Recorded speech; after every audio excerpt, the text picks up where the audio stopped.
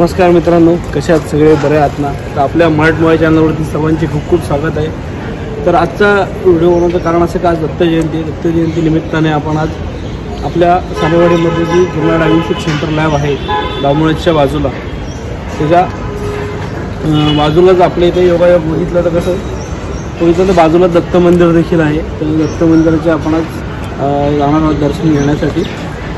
तर चला आपण दत्त मंदिरात जाऊया।